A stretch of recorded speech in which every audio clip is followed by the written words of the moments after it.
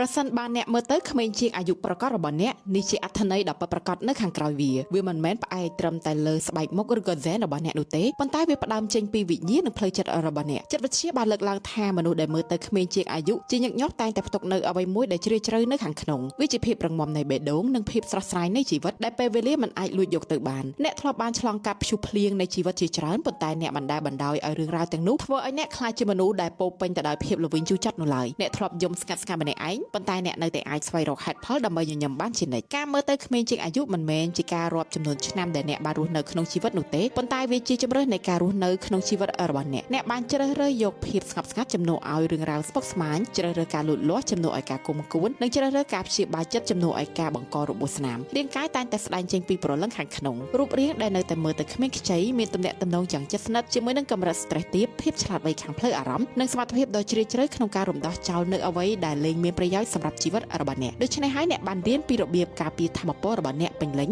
រៀនដើរចេញដោយគ្មានការខឹងសម្បារនិងនិយាយដោយក្តីករុណាទោះបីជាពេលខ្លះវាឈឺចាប់ក៏ដោយហើយភាពស្ងប់ស្ងាត់ពីខាងក្នុងនោះឯងដែលធ្វើឲ្យផ្ទៃមុខរបស់អ្នកប្រែជាទន់ភ្លន់និងស្រស់ថ្លាអ្នកមិនដែលបោះបង់ចោលក្តីសុខនិងក្តីរីករាយឡើយទោះបីជាជីវិតធ្លាប់បានផ្ដល់ហេតុផលគ្រប់បែបយ៉ាងឲ្យអ្នកដើរចេញនិងឈប់ជឿជាក់លើភ័ព្វសំណាងក៏ដោយពីព្រោះអត្តសញ្ញាណពិតប្រាកដរបស់អ្នកត្រូវបានចែករឹកតាមរយៈរបៀបដែលអ្នកស្រឡាញ់និងរបៀបដែលអ្នកចាប់ផ្ដើមសារជាថ្មី